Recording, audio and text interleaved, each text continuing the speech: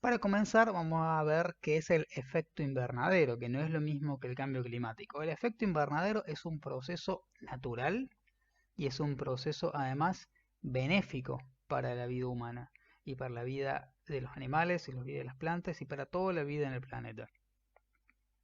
El efecto invernadero básicamente sucede cuando la Tierra recibe parte de la energía del Sol a través de la radiación.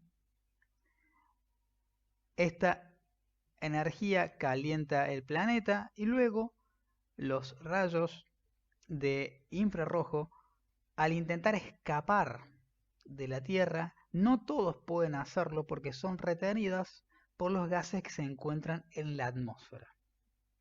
Es decir, básicamente, entra radiación infrarroja, entra energía calórica, pero no toda puede escapar y se empieza a acumular adentro debido a los gases que se encuentran en la atmósfera que tienen la capacidad de retener esta radiación, este calor, y estos gases que tienen esta propiedad son los conocidos como gases de efecto invernadero o simplemente gases de invernadero. Los gases a los cuales nos referimos principalmente son el dióxido de carbono, que es el más conocido y el cual se utiliza como referencia, pero es muy importante aclarar que existen otros gases, como por ejemplo el metano, el óxido nitroso e incluso el mismo vapor de agua, los cuales tienen una capacidad incluso mayor que el dióxido de carbono de retener el calor dentro de la Tierra. El cambio climático es sin duda un fenómeno dado por la acción del hombre. ¿Qué es el cambio climático entonces? Cuando hay un exceso en la cantidad de gases de invernadero o gases de efecto invernadero, entonces el calor de la Tierra empieza a aumentar mucho más de lo que debería. Si bien la Tierra tiene procesos que son cíclicos en la temperatura o incluso en la concentración de dióxido de carbono, lo que podemos ver es que en los últimos años la cantidad de dióxido de carbono ha subido de forma enorme, principalmente después de la revolución industrial. Como podemos ver en este gráfico, en los últimos 400.000 años hubo periodos de subidas y bajadas en la cantidad de dióxido de carbono que se encuentra en la atmósfera. Sin embargo, entre los últimos años ha subido a niveles sin precedentes y a una velocidad eh, que es prácticamente descontrolada. Y justamente por ello es que es tan alarmante la situación referida al cambio climático. Aquí lo que podemos ver es en esta animación cómo fue la temperatura media en cada mes a lo largo de los años. Como podemos ver, la temperatura media se encontraba aproximadamente o relativamente baja y luego en los últimos años comenzó a aumentar más, comenzó a aumentar más, comenzó a aumentar más y ya llega a los 1,5 grados de promedio aproximadamente y apunta a que esto va a seguir aumentando. Estos mismos valores, muy similarmente, podemos verlos en el gráfico de la derecha,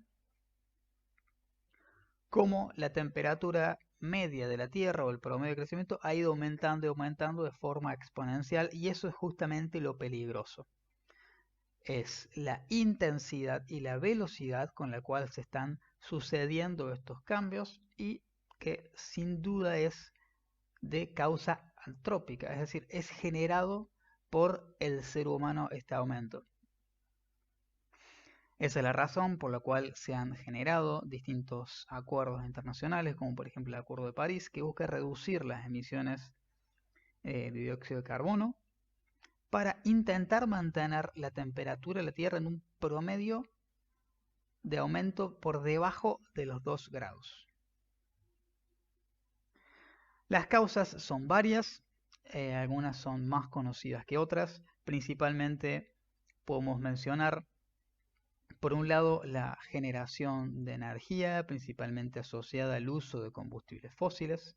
También el uso de combustibles para el transporte, si bien ahí hay autos, también es muy importante el aporte de los aviones y finalmente la agricultura y principalmente la ganadería, que es un enorme productor de gases de efecto invernadero, principalmente de metano, pero también de óxido nitroso, los cuales tienen mucho peso a la hora de generar esta concentración de calor dentro de la Tierra. Estas causas se encuentran relacionadas directamente con nuestros modos de producción y nuestros modos de consumo, por lo cual son cuestiones que nos interpelan a todos en nuestros hábitos cotidianos y que requieran de nuestro compromiso serio. Hay diferentes escenarios de cómo podría proseguir la situación climática mundial. Si todo siguiera como estamos hasta ahora, vemos que la cantidad de dióxido de carbono en la línea roja seguiría aumentando y aumentando, y eso llevaría a que se descontrole la temperatura de la Tierra. Si se siguieran los acuerdos de París, la temperatura seguiría aumentando y probablemente no necesariamente se llegaría a mantener por debajo de los 2 grados a la larga. Y si quisiéramos realmente mantenernos por debajo de los 2 grados, lo que hay que apuntar es llegar a ser en algún momento carbono neutral y si se pudiera carbono o carbono cero. Si bien se habla muchas veces de dióxido de carbono,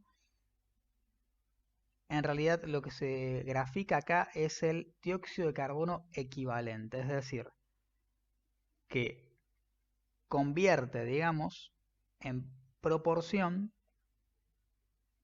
a los otros gases de efecto invernadero, como por ejemplo el metano, a cuánto dióxido de carbono representa, y se utiliza el dióxido de carbono como referencia, pero esto no significa que sea solamente el dióxido de carbono, ¿sí? Por ejemplo, una unidad de metano equivale a muchas unidades de dióxido de carbono, y lo mismo con el óxido nitroso.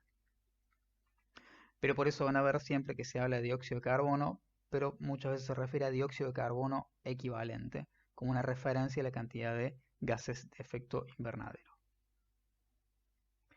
Las consecuencias del efecto invernadero son múltiples.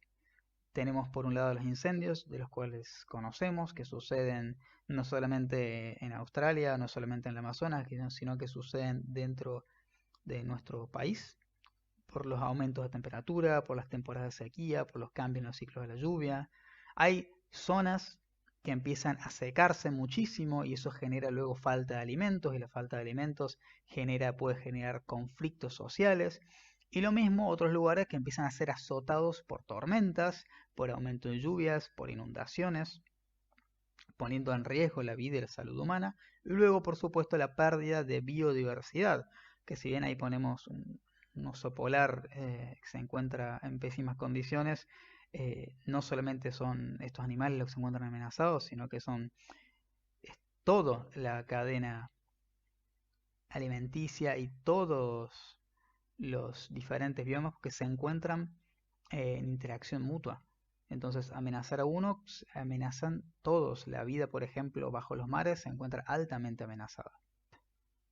Es por eso que es importante que todos tomemos nuestra parte de responsabilidad y comencemos no solamente a exigir a los gobiernos que tomen medidas de control y de fomento de buenas prácticas, lo mismo hacia las grandes empresas, sino que nosotros mismos también seamos responsables en nuestro día a día, en nuestros hábitos de consumo, nuestras prácticas cotidianas, y veamos cuáles son las acciones que quizás son más eficientes o más efectivas para abordar esta problemática y seamos multiplicadores de estas buenas prácticas.